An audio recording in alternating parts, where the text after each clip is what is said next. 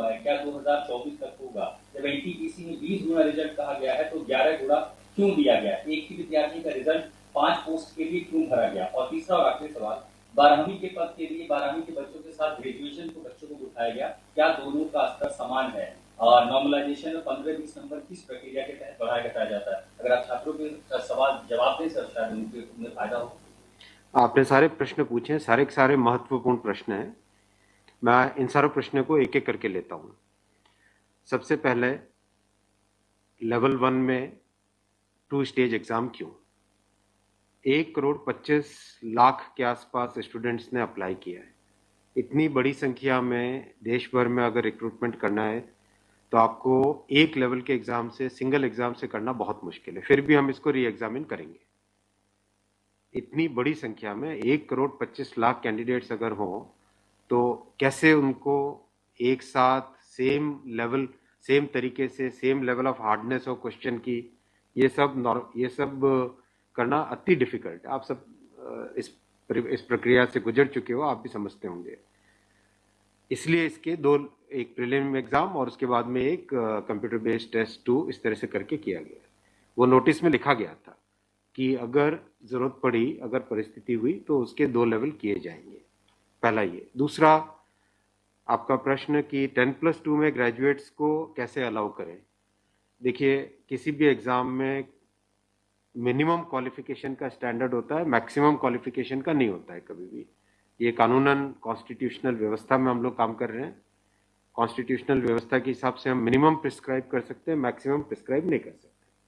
तो 10+2 के लिए जो क्वालिफिकेशन वाला स्केल है, उसमें अगर ग्रेजुएट बैठे हैं तो उसको रोकने का हमें कोई अधिकार नहीं है, किसी को कोई अधिकार नहीं है। अगर कोई नया इसके बारे में कोई नया न्यायपालिका की तरफ से कोई चीज आती तो अलग बात है, लेकिन हमारे पास कोई अधिकार नहीं है इसका। दूसरा विषय था ये। तीसरा विषय आपने रखा समय का। देखिए, शुरू में इसके लिए जो इस एग्जाम को कंडक्ट करने के लिए एप्लीकेशंस आई, दोनों के दोनों एग्जाम्स में 1 करोड़ से ज्यादा एप्लीकेशंस आई। 1 करोड़ से एप्लीकेशन ज्यादा आई तो जो एग्जामिनेशन कंडक्ट करने के लिए एजेंसी हमको हायर करनी थी, उसको हायर करने में टाइम लगा, 6 महीने से ज्यादा लगा। नेचुरली इतनी बड़ी संख्या में अगर एग्जाम करना है देश में तो अपने आप में वो एक बहुत बड़ा challenge. It's a Himalayan task, it's a huge task, it's a very very big challenging task. तो एजेंसी को सेलेक्ट किया गया। सेलेक्ट करते करते कोरोना आ गया। कोरोना के फेज में देरी हुई, लेकिन फिर भी डिस्पाइट कोरोना तुरंत दिसंबर 2020 में एग्ज़ाम की प्रोसेस चालू हुई। एग्ज़ाम की प्रोसेस चालू हुई और despite second wave of corona फिर भी एग्ज़ाम किया गया with all the precautions, all the safety things करके इसको लाए। जो दूसरा वाला ग्रुप बी का एग्ज़ाम है उसमें कैट में चले गए थे बच्चे, क्योंकि करीब 5 लाख के आसपास एप्लीकेशंस ऐसी थी जिसमें फोटोग्राफ प्रॉपरली मैच नहीं हो रहा था। तो नेचुरली अगर एप्लीकेशन में फोटोग्राफ मैच नहीं हो तो उसको आप एग्जाम में कैसे लोगे, तो वो विषय आया था। तो उस विषय के कारण लोग कैट में गए थे। एडमिनिस्ट्रेटिव ट्रिब्यूनल ने जैसे ही उसका समाधान किया, फैसला किया, उसके फैसले के तुरंत बाद में हम लोगों ने एग्जाम के प्रोसेस को आगे किया। कोई उसमें देरी नहीं की।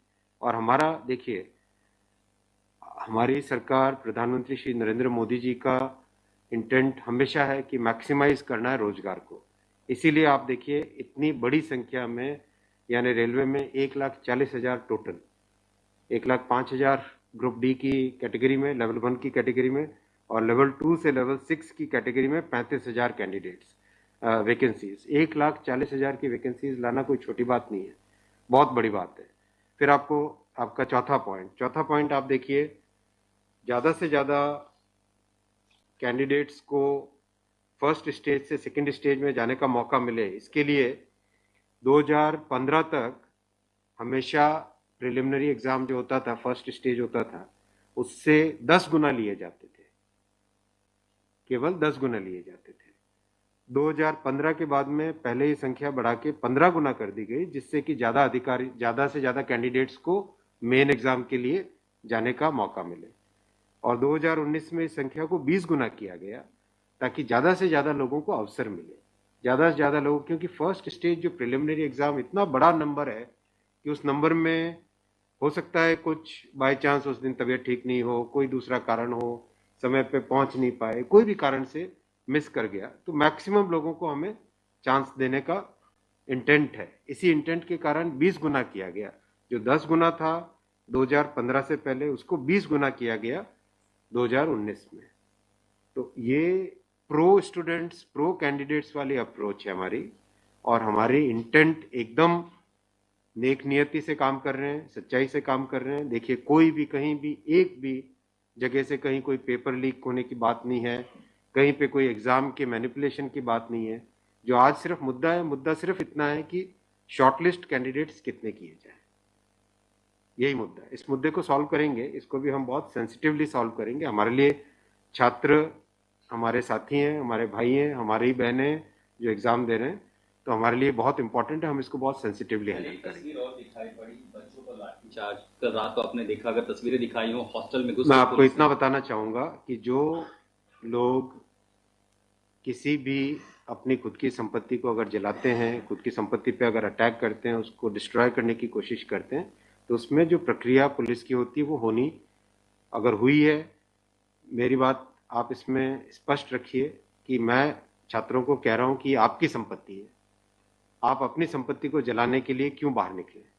और हम आपकी बात को शुरू से सुन रहे हैं। जिस दिन आपने पहले पॉइंट रखा, उसी दिन हमने तुरंत इसका, जैसे ही दूसरे दिन ही मेरे नज़र में आ गई थी बात ये, और दूसरे दिन मैंने तुरंत सारा ये टेबल मंगवाया कि आप मुझे एग्जैक्ट बताओ हर एक लेवल पे क्या वैकेंसी है, और हर एक लेवल पे एग्जैक्ट, जैसे लेवल 2 पे 5663, उसकी जगह 1,13,000, कितने गुने? 20 गुने।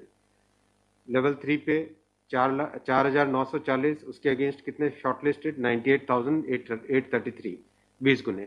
तो जो नोटिस के अंदर प्रक्रिया एग्जैक्टली उसके हिसाब से किया है, हर एक पे, level 2, level 3, level 4, level 5, level 6, हर एक पे एग्जैक्टली 20 टाइम्स किया गया है।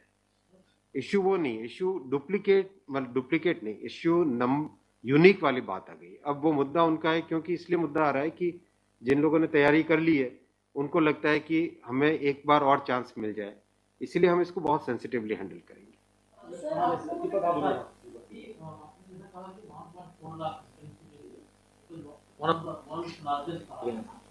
As of now, how many recruitment has happened, and by when all these things will be done? Because it was announced. यही तो रिक्रूटमेंट चल रहा है। देखो, इतना मैसिव, मैं आपको पूछूं कि वर्ल्ड का सबसे बड़ा एग्जाम कौन सा है?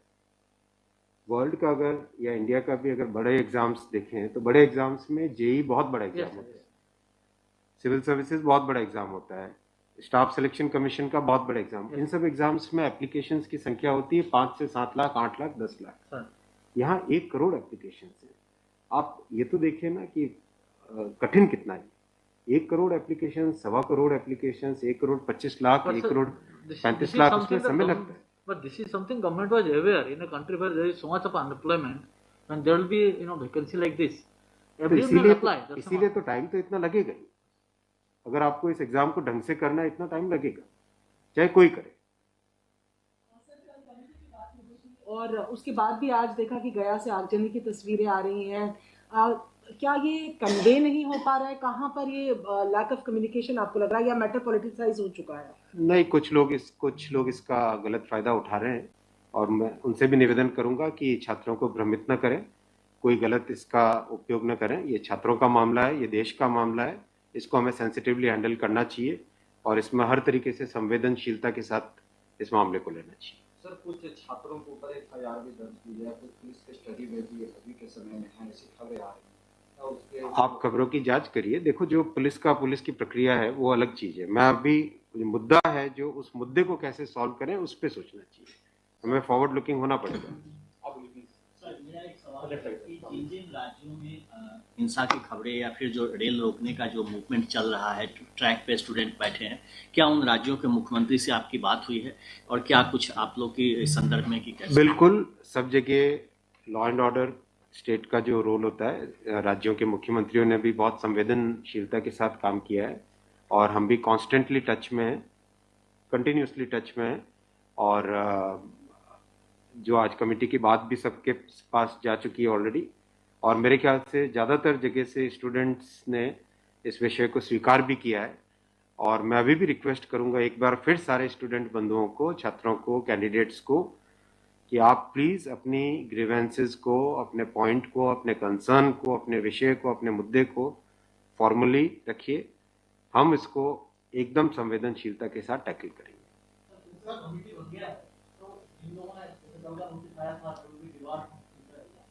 Will that also be considered, because they did not know that this is going to happen?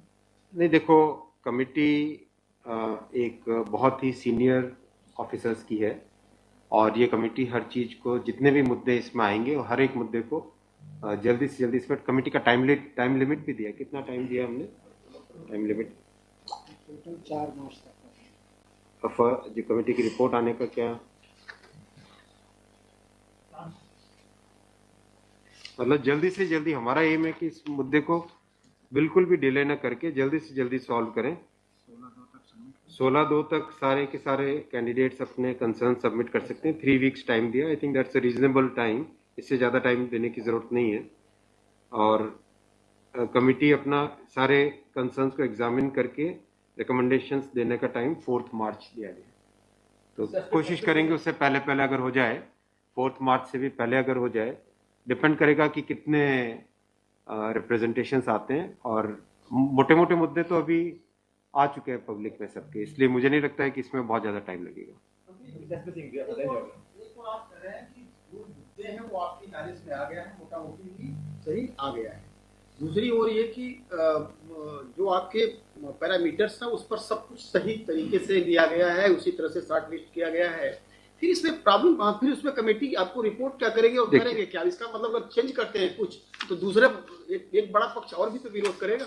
हाँ, ये इसीलिए तो मैं आपको देखो बताऊं ना, एग्जैक्ट किसी भी लेवल पे नोटिस में जो लिखा था कि 20 गुना कैंडिडेट लेंगे, अगर आपके सामने टेबल रखा हुआ है, 5,663 की जगह 1,13,000 यानी 20 गुना। 4,940 के लेवल 3 में 98,833 20 गुना। 161 के अगेंस्ट 3223 20 गुना। 17,393 347 3,47,676 20 गुना। 7,124 वैकेंसीज के अगेंस्ट 1,42,413 20 गुना। एग्जैक्ट 20 गुना है हर एक लेवल का। अब स्टूडेंट्स क्या कह रहे हैं कि जिन कैंडिडेट्स ने एक से ज्यादा लेवल में क्वालिफाई कर दिया है, राइट जी, उसके कारण सपोज मान लीजिए लेवल 3 में जो लेवल 5 का कैंडिडेट है वो भी क्वालिफाई हो गया है जी, तो वो लेवल 3 में कोई एक कैंडिडेट को जो क्वालिफाई नहीं हुआ है, उसे लगता है कि अगर उसको यूनिक के हिसाब से काउंट करते तो शायद उसको भी एक मौका मिल जाता मेन एग्जाम देने का। बराबर है, ये मुद्दा है, मुद्दा ही है। अब जो नोटिस इनवाइटिंग एग्जाम है, एग्जाम का जो नोटिफिकेशन होता है उसकी एक सैंक्टिटी है, वो कोर्ट का मैटर है, वो लीगल मैटर हो जाता है। एग्जैक्टली उसके हिसाब से किया गया एग्जाम का, एग्जाम को उसी हिसाब से कंडक्ट किया गया, उसी हिसाब से शॉर्टलिस्टिंग की गई। अब जब ये मुद्दा आया है तो इस मुद्दे को सॉल्व करने के लिए कोई ना कोई तो तरीका निकालना पड़ेगा, राइट? तो आपका जो प्रश्न है, आपका प्रश्न वैलिड है कि क्यों ऐसा। आपके सामने डेटा सामने रखे हुए हैं, डेटा आप सबके सामने है, बिल्कुल एग्जैक्ट डेटा है कोई, और ये डेटा हमने पहले दिन ही दे दिया था। जो टर्म कंडीशंस ऑलरेडी जब पब्लिसाइज किया जाता है, कोई पोस्ट होती है तो उसके लिए टर्म कंडीशंस ऑलरेडी पहले से घोषित होता है, उसके आधार पर ही ये सब कुछ किया गया होगा। हाँ बिल्कुल। फिर एक कमेटी या आपको कुछ रास्ता आप नहीं दिख रहा है क्या? ये जो कमेटी रिपोर्ट देगी क्या उसके अगेंस्ट देगी जो आपके टर्म कंडीशंस पहले वाले थे? बात वही है ना कि आपकी बात, तो फिर लोग कोर्ट जाएंगे। हाँ, बात वही होगा जो नहीं, अपने को तरीका ऐसा सॉल्व करना पड़ेगा, कोई तो ऐसा तरीका निकालना पड़ेगा जिससे कि जो लोग शॉर्टलिस्ट हुए हैं उनका भी करियर इफेक्ट ना हो, उनके प्रोस्पेक्ट्स भी कमजोर ना हो, और जो लोगों की ग्रीवेंस है उस ग्रीवेंस को तो एड्रेस करना पड़ेगा ना। छात्रों का मुद्दा है और लोगों ने अगर ग्रीवेंस रेज की है तो हमारी ड्यूटी है कि उसको हमें एड्रेस तो करना पड़ेगा ना। लेकिन आप देख रहे हैं आपके सामने ये टेबल है, एग्जैक्ट हर एक लेवल पे 20 टाइम्स है एग्जैक्ट। ये आप टेबल आप सब लोग देख लीजिए। और ये हमने जैसे ही शॉर्टलिस्टिंग हुई, कुछ लोगों ने मुद्दा उठाया, तुरंत मैंने आरआरबीज को क्लियर बोला था कि ये एग्जाम हमारी तरफ से एकदम ट्रांसपेरेंटली होना चाहिए और हर जगह एग्जैक्ट ये सब नंबर्स रखे गए। एक सवाल अगर आपके धन्यवाद। ठीक है, थैंक यू सो मच।